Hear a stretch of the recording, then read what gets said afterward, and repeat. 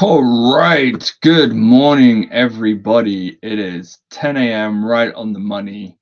And welcome to this LinkedIn Live event, the webinar masterclass with me, Farman Andy, and we're talking about Atlassian Ascend, the harsh truths, tech parity, and what DC customers really need to do about migration.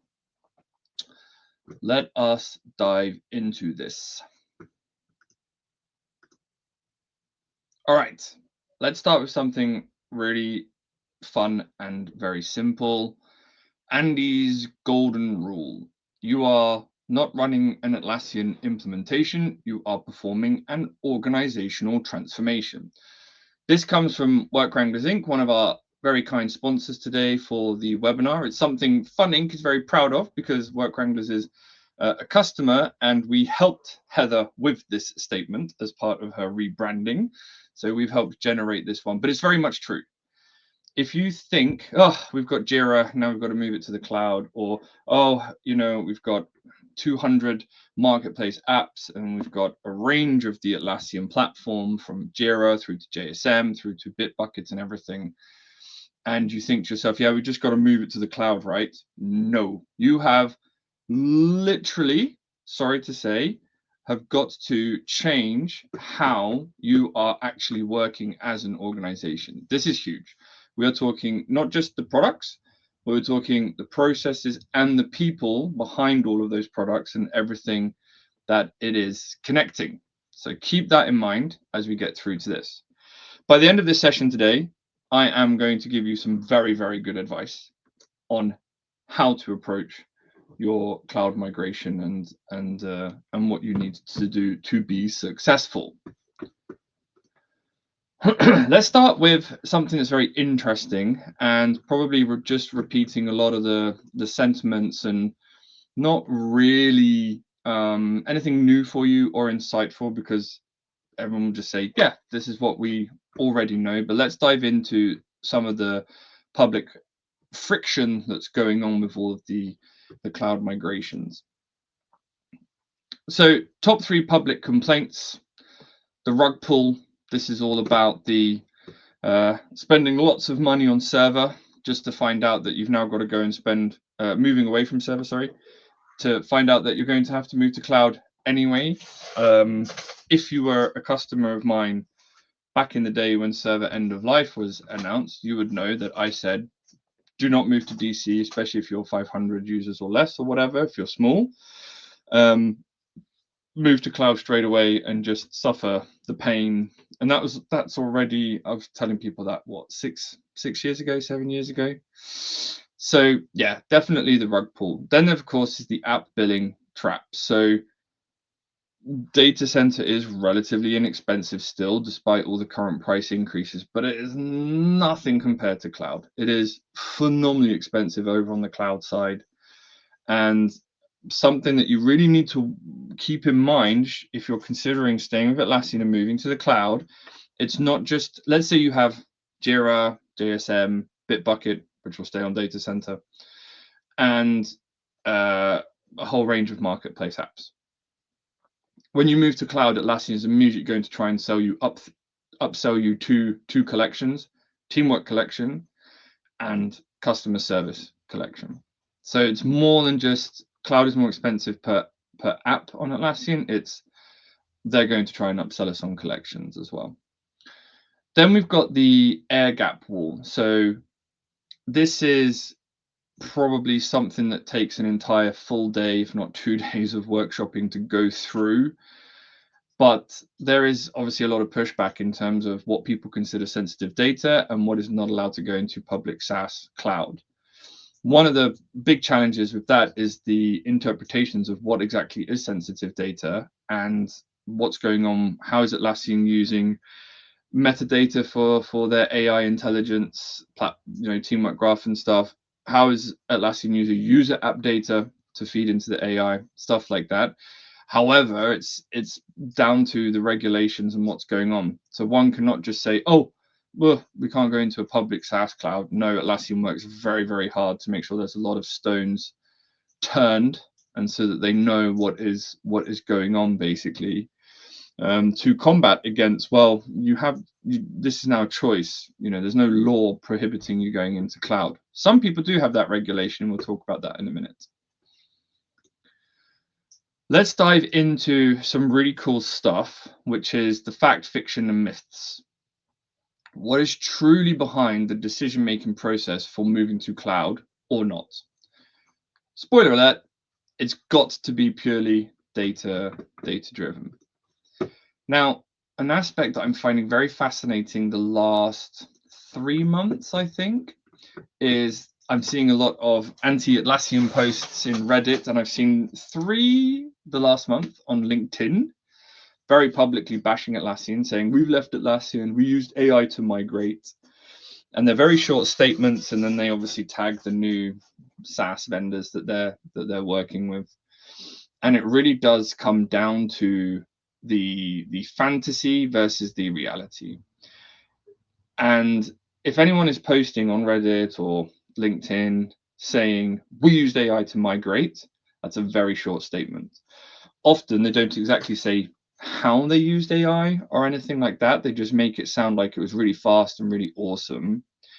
And my reaction to any use of AI, whether it's in a big systems migration or if it's just using AI to generate your latest go-to marketing campaign or anything like that, it's always 5% human, 90% AI, and the last part is 5% human. So it's the input by the human, the workload by the AI, and the rounding off and debriefing also done by the human to make sure that everything is working. There is also, in terms of a reality check, AI cannot maintain the relational parent-child issue links, all that sort of stuff, the technical items. But in addition, I'm seeing that it's the smaller customers, 200, 400, 500 users. They're the ones that are using AI very well. If you are a 20,000 data center or you're a 50,000 data center customer of Atlassian, you will use AI to help assist. But like I say to everyone, AI is just a tool. So it's just a migration tool for you. You are not going to be able to use AI extensively to migrate the behemoth of a monster that is your Atlassian stack. So that's when we come into the reality. It's hyper efficient. It will help you do so much. Again, I think how to use AI properly within a cloud migration from DC to cloud for Atlassian stack could be a whole one-day workshop in and of itself, right? There's so much that it is going to do for you. And right now for me, I'm just doing low code, almost no code Forge apps in cloud when I'm thinking, oh, that's cool, I want to solve that quickly in Jira. And then AI is basically doing everything for me. I'm just inputting the UX, and then I'm just doing the UAT. Again, 5%, 90%, 5%. And it's doing all of that complex stuff for me. I don't have to worry about it anymore. So there are some big wings to be used within AI, but don't think we're just going to deploy a load of AI and it's just going to run the migration for us and we just have to sit back and watch and check from time to time. That is definitely not reality. All right, the hard cutoff runway. Probably everyone who's going to watch this already knows what the actual roadmap is, but there's a 4th point on here that probably quite a few people don't know about. Therefore, let's go through that just step by step, very in a boring way, just so everyone's aware. So 2026, this is when the DC licenses ended in their sale. License expansions and new app purchases for existing customers will end March 2028. And then March 2029, full end of life, DC subscriptions expire and become read-only. Now, last September, I made a very big and bold claim that was, they'll do exactly what they did with Server. They're just going to add that support. They're going to add a year of support on just automatically up March 2030. And lo and behold, I stand corrected. I still think there is a chance they might do it because there's so many customers that will struggle to hit March 2029 on time. I do believe that it's still possible, so I'm not going to eat my words in that regard. However, what I have found out since September is that March 2032, there's an absolute drop date for what's it called, extended migration program clients. And this is very much by exception only. If you want full details, please do reach out to me. But there is a very strict criteria, and there's a lot of back and forth with Atlassian on this. And you won't. It's not something whereby you can say, "Hey, we're 100,000 users and we're massive, and we want to be in that extended migration program." Atlassian is really going to take you through or to the cleaners and take you through a huge criteria or gauntlet, so to say, of how they're going to approve you getting into this. Very strict criteria. Currently, I only know of 2 customers who have this has been accepted for, and one was 1,000 users, one was 2,000 users. So anyone who's a heavyweight and trying to lean heavily on Atlassian, looks like Atlassian's pushing back on that. And yeah, you're not getting your way with that for now. Okay, what's up next? Next slide. Tech parity, the root control versus SaaS. There's so much to say about the difference between data center and cloud. Previously on the other slides, I said this could be a whole day workshop, or this could be a couple of days of workshop, explaining the fundamental differences and then even the intricate differences between Atlassian Stack Data Center and Atlassian Stack Cloud. Probably would take a full week. We could start on Monday morning 9 a.m., have regular coffee breaks, lunch break, etc. Finish the day at 6 p.m. and just do that for 5 days. That is probably how long it's going to take to tell you all about the differences. One aspect I just wanted to fixate on and dive into a little bit more with this slide is very much more for the admins. So let's look at the control realm, so to say. There's so much that you can do yourself, where you have full power over everything that you're building, you're customizing within your data center. The trade-off is obviously high maintenance overhead, patch weekend stress, crash risks, right? The normal stuff that you're all used to, but you are used to it. And then you get the SaaS realm. I mean, there is really zero maintenance. You're not going to lose your weekends to patches and stuff, although you have to be very careful with what Atlassian releases and launches, both in their minor and their major versions.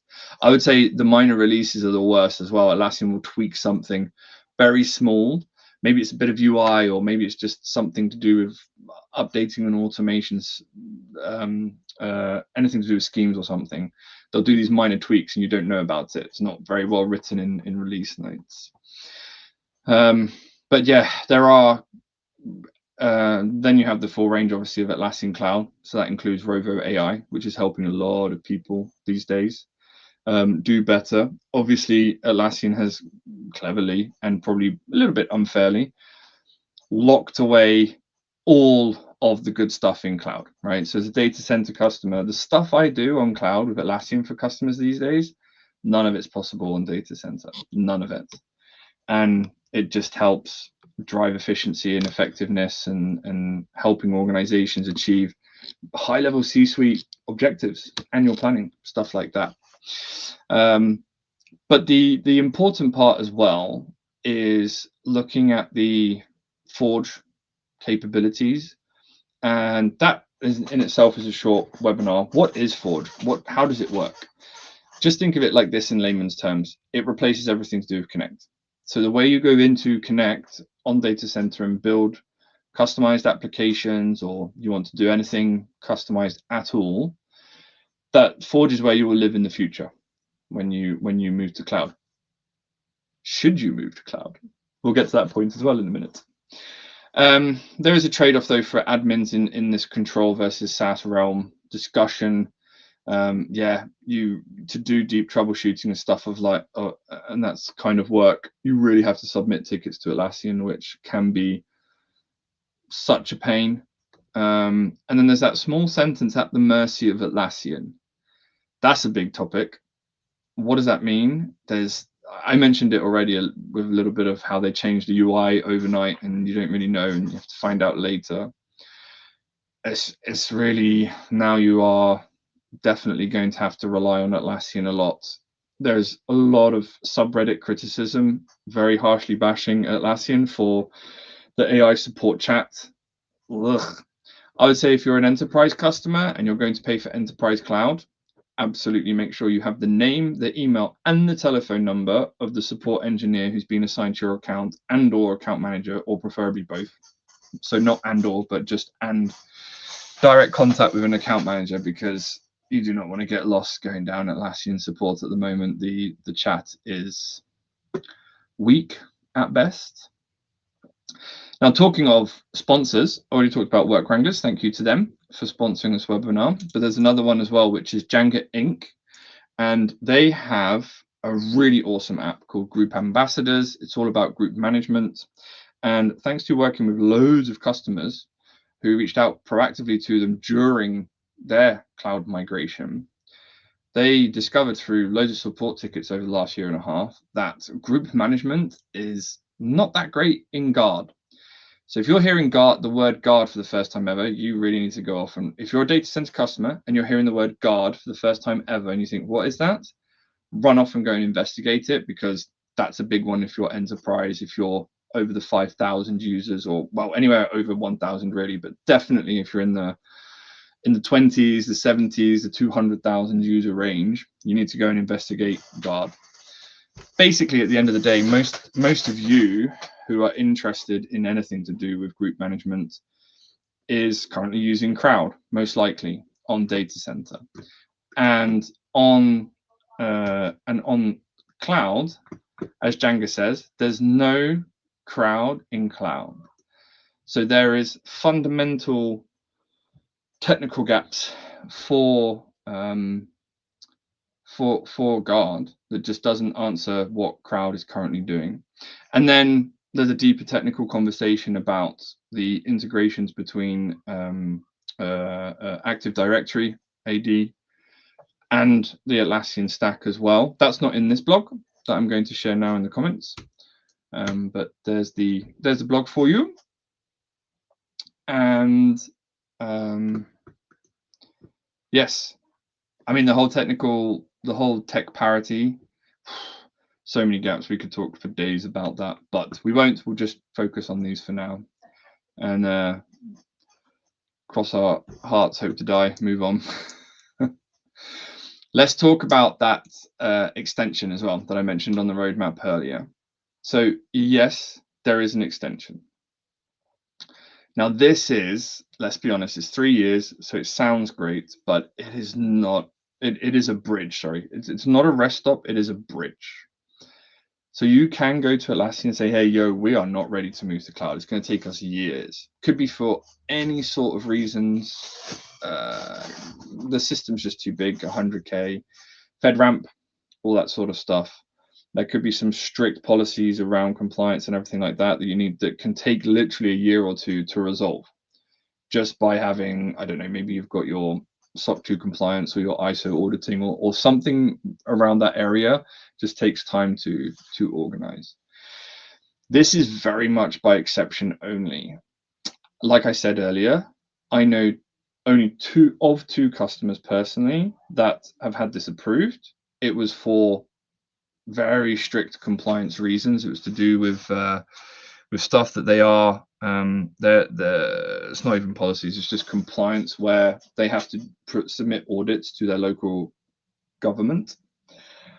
They're very small, so a 100K user instance, if you don't have enough compliance or something to do with federal or anything like that supporting you, Atlassian will just turn around and go, okay, but then so you should, like, oh, it's going to take us 4 years to do our migration. Atlassian will go, well, just use our fast shift program and we'll get you there on 2 years instead of 4. So Atlassian will always come at you with, well, we can do this faster for you, we can do this faster for you, etc., etc. Do be aware, this is not a, oh, we'll just get extended and we'll hope they'll at some point forget about it and we'll just stay on data center. No, there is a massive hard stop. In addition, there's no oh, we'll use data center until March 2032, and then we'll go off and find another vendor or something like that. Atlassian is going to lock you in hard to very, very strict contracts that says you are moving to cloud, basically, whether you like it or not. So yeah, and also don't forget that right now there is no data center roadmap.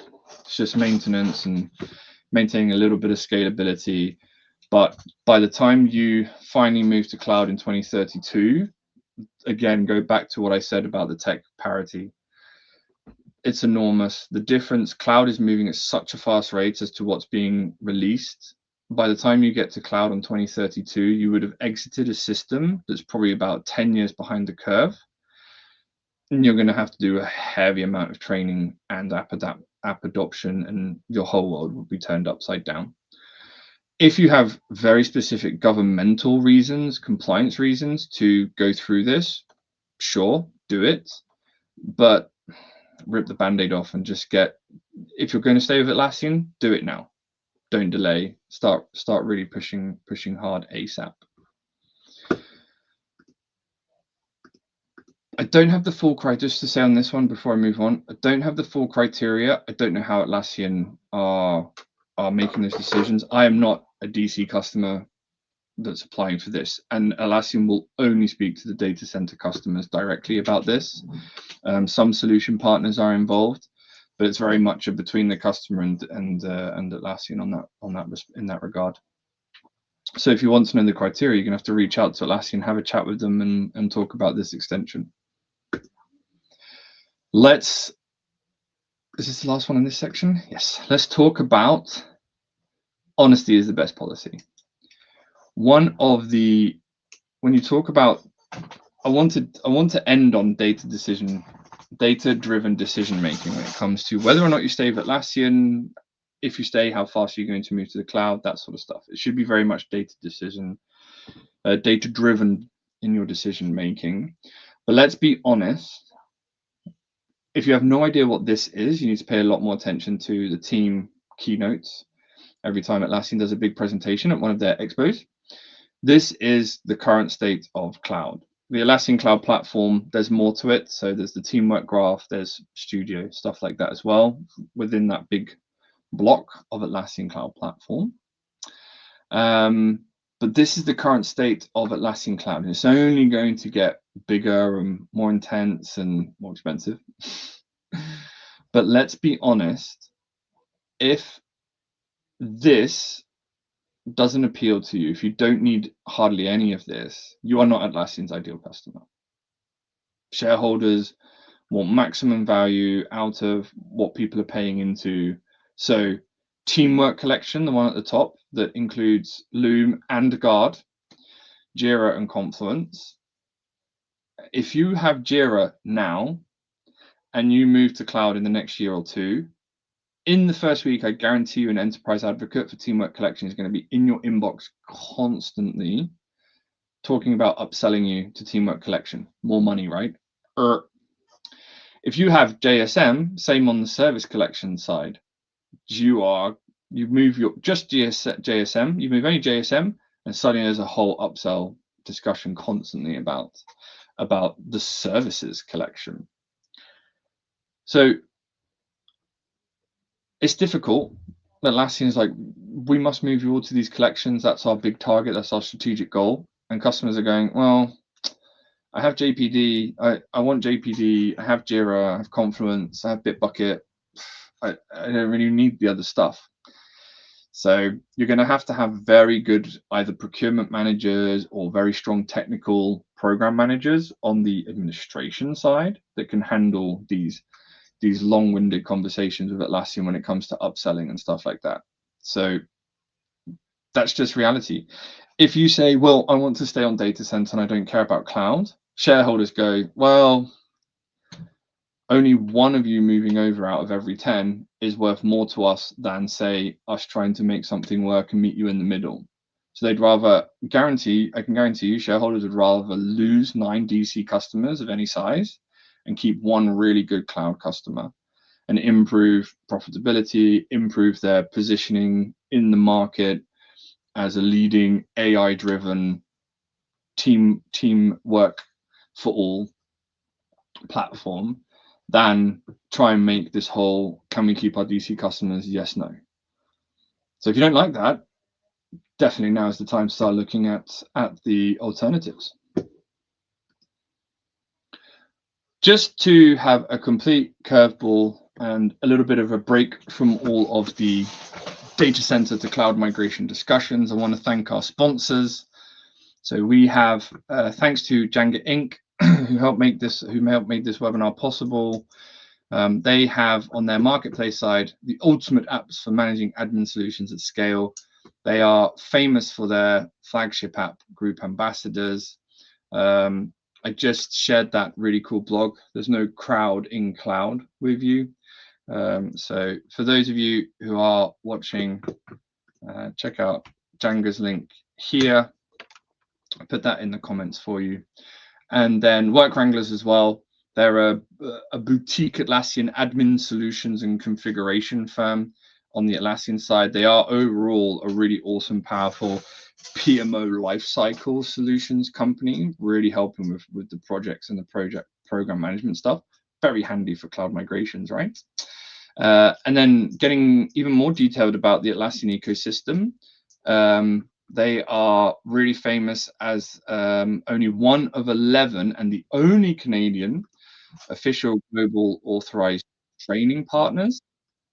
So yeah, they are really pushing hard on their education right now. So they wanted to share their public courses. And something's wrong with my sound. Oh, okay. And yes, they're very excited about their public courses. And if you want to get in touch with them, they've got their contact form on their public classes as well. So thank you, sponsors. It's awesome to have you helping us out with the with this very important topic today for all things data center. All right, too long, didn't read. A very big, long-winded discussion condensed into 3 slides. This is the pièce de résistance. You've listened to 25 minutes of me monologuing, just so you can get to the good part where I give some advice on what to do about cloud on the Atlassian stack. Again, this is a huge topic. What do we do? What should we do? It can go on for hours, but I've broken this down into 3 slides. The first one is you don't like, what are your options? So obviously option 1 is Atlassian Cloud, right? It's going to provide you huge customizable capabilities through the Forge app within Studio. And it's only Forge now. Connect has been made end of life on cloud side as well. So it's just Forge, just to be clear. That slide probably needs to be updated. And it really is, Atlassian's pushing as we are the platform for all. So it's business management and IT teams. It's no longer just IT teams. There are alternatives though. So we've got UTrack, GitLab, XWiki, and there's so many more. And they offer all of the on-prem alternatives, self-managed alternatives. It's going to be difficult and tricky to find like for like. You won't be able to just go, well, I have all of this and I want it to go to UTrack, or I have all of this and I want it to go over to GitLab. You're really going to have to evaluate and understand. And these aren't the only options either. If you are a small 500 user tier customer and you want to stay on-prem, there's some very good apps out there. There's 2 I discovered just, I think, Friday. Doom scrolling on LinkedIn when I saw one of these angry rants like, we've left Atlassian, we've migrated away, we don't like them, and they listed what they're doing instead of Jira and what they're doing instead of Confluence. Might add that to this for the next time I present this, because it's quite an interesting rant. But it's good options for staying on-prem. So this is only 3 examples of think like 12 that I've been researching the last year. And Atlassian-based solution partners are convinced they actually have something even better. So I know of 3 solution partners right now who are all trying to deploy an on-prem solution. But these ones on here, these are the ones that seemingly are the most trusted. UTrack I can vouch for. I've actually used them as a customer for a project, managing projects within their system. They're also they became a funding customer as well, which was quite fun, for the rooftop, the Anaheim rooftop Not a Party. What I liked about UTrack, this is an unpaid shout out, not sponsored, but they just have timesheets in there. They have Gantt charts in there. There's a lot already just in there out of the box. You have to do very little in terms of finding alternatives to pull in or whatever like that. But yeah, there's some really great self-hosted alternatives out there. The second slide is all about whether or not to work with a solutions partner on your migration. I did several brain dates at Team 25 Europe last year that were really popular and very successful, all focused around this whole cloud migration and what to do. One of them specifically looked at, should you work with a partner on your migration, yes or no? And my conclusion is it really depends. Like, I'm sorry to be, so on the fence about it, but it really depends. It really depends on how you are as an organization, how ready you feel. Do you have the right internal skills and knowledge and wisdom to be able to go off and do this all on your own? Or do you want to be able to just say, well, we're going to slap a lot of budget on this. We're going to hand it all fully over to a vendor that will be very strict SLAs, very strict milestones and stuff like that. We expect them to deliver and on time, and you just fully outsource it. So it really depends on you as an organization. You need to sit down and really think in terms of what you want to do. My take on this, having done various different migrations and huge change projects and organizational transformation as a digital transformation manager of 20 years, not just Atlassian stuff, other stuff that's even bigger than Atlassian, way bigger than Atlassian. If I always want to look at what we've got internally, even if we have to go and hire someone external as a technical program manager, if we've got enough internal knowledge, expertise, and we can get the capacity out of those teams to focus on this, I would much rather handle everything myself. Now, at the end of the day, you are probably going to still need some form of assistance. And that's why I always like going with like an augmented hybrid resourcing model. So do as much as possible internally, but at some point you do need that external input. Now, I do know that Atlassian works with preferred solution partners on fast shift program. It's not as big this year as it was in previous years, but that's still around a little bit. For enterprises, you can get your cloud migration managers, and Atlassian will provide that completely for free as well. Fast shift program, if I remember correctly, is free. Yes, it is free. It's completely free. But then still work with solution partners. My favorite are always the slightly smaller boutique ones, but that's just disclosure. There are other partners available. Please check the partner directory. There is definitely so much knowledge and expertise at the partners. They just know what they're looking at. They've done cloud migrations for years now. They know what to do, how to do it, when to do it. So that's for me when I personally would say I want everything internal as much as possible. I want free as much as possible, but when I'm really stuck, I need budget to go and work with a partner. So yeah, and also just work on time and material. Honestly, going in with a fixed price and saying, spending months working out a scope and then trying to hold your partner to that, it's only going to create change orders. So you might say to me, oh my God, Andy, that's ridiculously expensive, time and materials, it's uncontrollable. No, it's not. That's why you've got your technical program manager, right? They will have people under them controlling and monitoring the hours every week. Also, something else that I like to do is to set limits in the week. It's not a fixed price, but you say, hey, if I've got 3 of your people and they're only 10 hours a week, then you're monitoring what's going on. every 10 hours.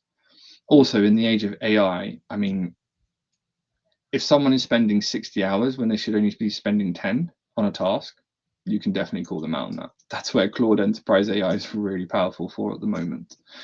So yeah, I would work T&M with a partner, and maybe there's even some bonuses or something. Like, hey, you get me across the line even faster, like there's bonus budget or something. Why not work with someone in that mode? Because T&M opens you up to partners being like taking way too long and stuff like that. But if you say, hey, if you can deliver that in that month, we will pay you X or whatever. It all comes down to the negotiations and stuff like that. But yeah, put aside, think about the budgets that you need to be able to handle everything internally, and then work with highly specialized partners in the areas that you have little knowledge or you're weaker on.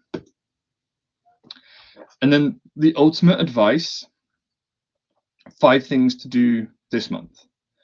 First one, run a full, it says JCMA, so it's Jira Cloud Migration Assessment Diagnostic Mode. Just the whole stack. Take your entire stack and review it, and get rid of the stale data. The amount of time someone has said to me the last 3-4 years, Andy, what should we do to get going on our cloud migration? Where do we start when looking at cloud? I go, clean up your data center, destroy all the workflows that are old, custom fields that are no longer of use, like truly understand what your active system looks like. Is it data you can archive that's 7 years old?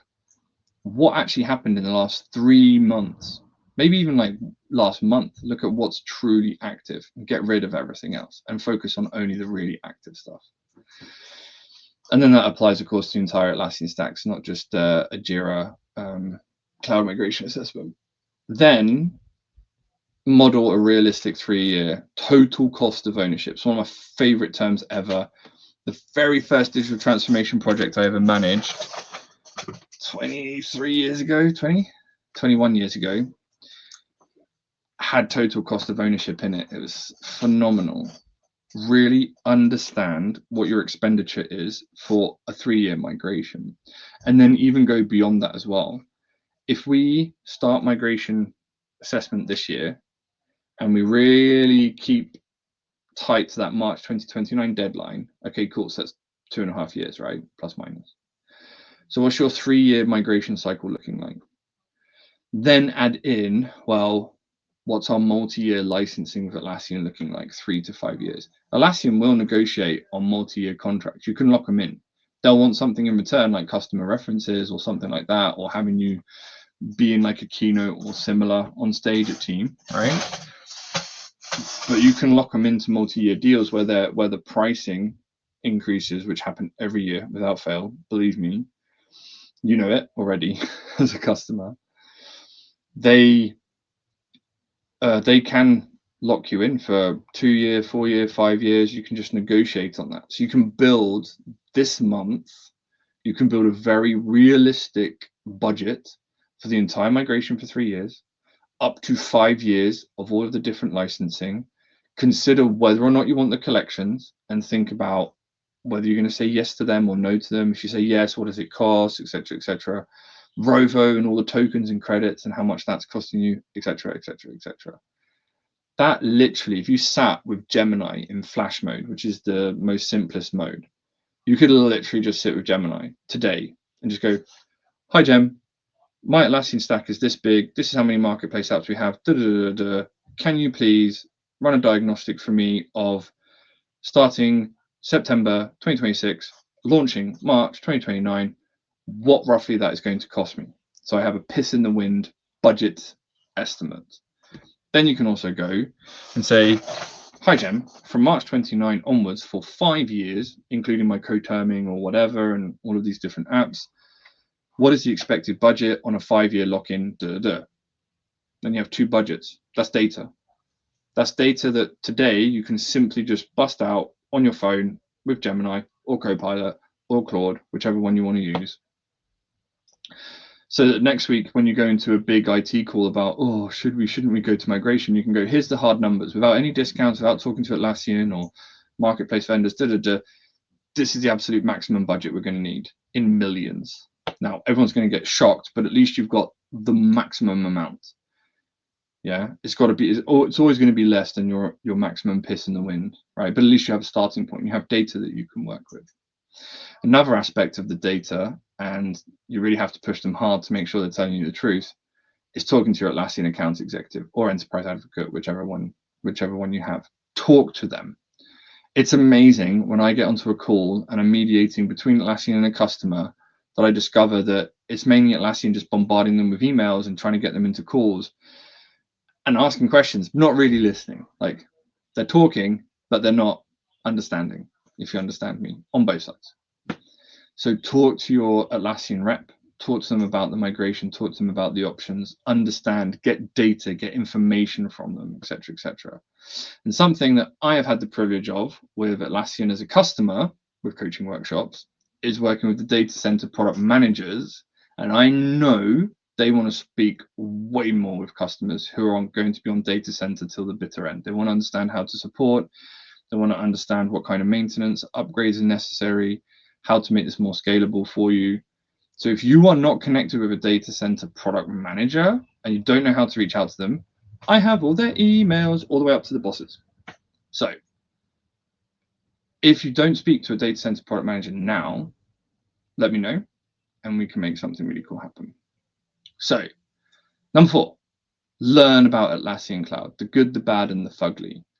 Shout out to the Jira Life. They talk about this kind of stuff all the time. Rodney, the Jira guy himself, Alex Ortiz. I don't know if he calls himself Dr. Jira anymore. Dr. Atlassian? Dr. something.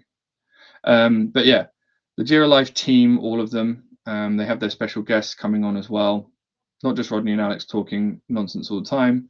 Bob's always on there. They have special guests. But also just install Atlassian Cloud and just start messing around with it and just start discovering technical gaps yourself. You can also use AI. Hey, AI, I do this in DC. Is it possible in cloud? And it'll be good for 95% for an answer. But again, goes back to 5% human input, 90% AI, 5% human. So go to AI and go, can I do this in cloud? And it'll probably go, yeah, you can do anything. Then you have to actually go test what it's telling you to go and input. But yeah, just go test Atlassian Cloud, go mess around with it. Even if someone in the company has said, we'll look at this next summer, 2027. Now's the time. Just go straight to Jira.com. Just go Joe Blogs Limited Company, whatever, -Atlassian.net, and just get a cloud and spin it up and try everything. JPD, JSM, the whole shebang. And again, use Rovo. Just have Rovo build everything for you. Hey, Rovo, I want this type of Jira space with these type of Jira boards, and I want this and that and da-da-da. Hey, Rovo, I want this Confluence space. Use this template. Build me slides. Build me some meeting notes templates. Da-da-da-da. Just go and try the whole thing for free. And then, really important, make the call. Build your migration strategy. It could be as simple as, we're making a decision, we're not going to touch this until, say, new calendar year, January 2027. And that's when we come back and we look at everything and we make an entire roadmap. And then we start extracting the operational activities and building out a plan. That's strategy. You're not ready today, push it out, but set a date. Build your roadmap and make sure that you really know what you want and when. If you're ready now to already go, I need to fix this already, great. Start today. Build out the full roadmap already, and all of the years that you're going to be working on this. But do it this month. It goes back to the people that I advised 6-7 years ago. Don't move to data center. Move to cloud now. It's a similar vein. It's a similar vibe. Don't wait until March 29 is 6 months away. You will waste a lot of money, guaranteed. An escalation migration solution part. If you came to me in November 2028 and said, hey, fun man, could you be our technical partner manager? We really need to move to cloud by March 29. We don't have the extension. I will be like 200K, and you'll go, for 4 months. I can make it happen. I've made some crazy shit happen in my lifetime, but I will be like, that's 200K. Thank you very much. Let's go. sign the contract. So yeah, make the call this month. Start working on that strategy.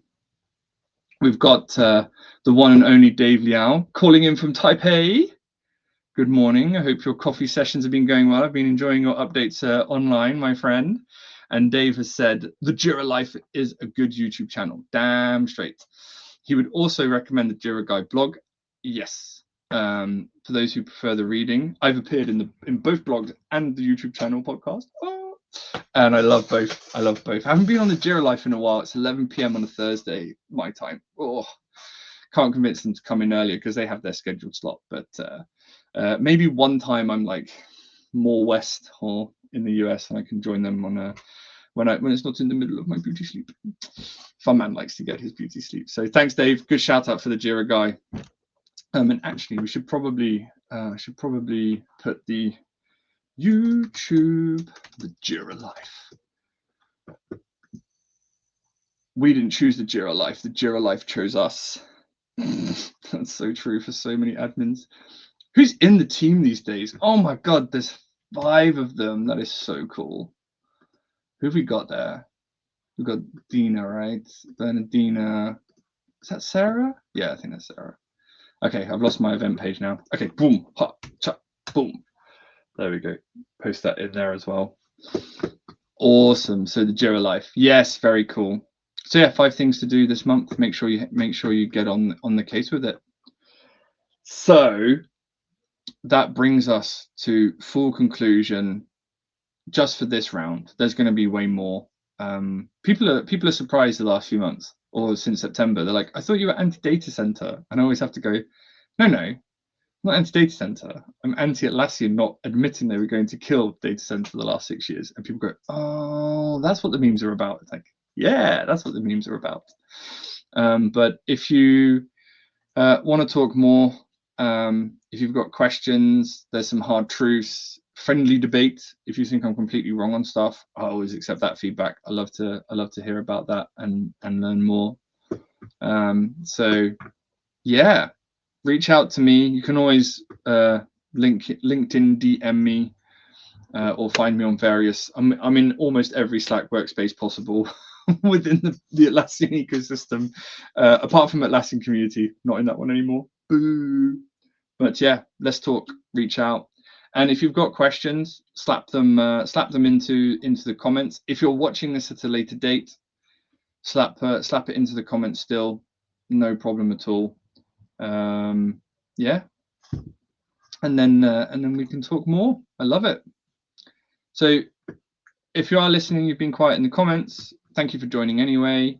To my good friend Dave, thank you for joining and throwing out the Jira Guy recommendation there. And yeah, I'm going to stay here in listening mode, or rather reading mode, to see if any other questions come up, and then I will end the stream in about 3 minutes. So thanks, y'all. Have a great day.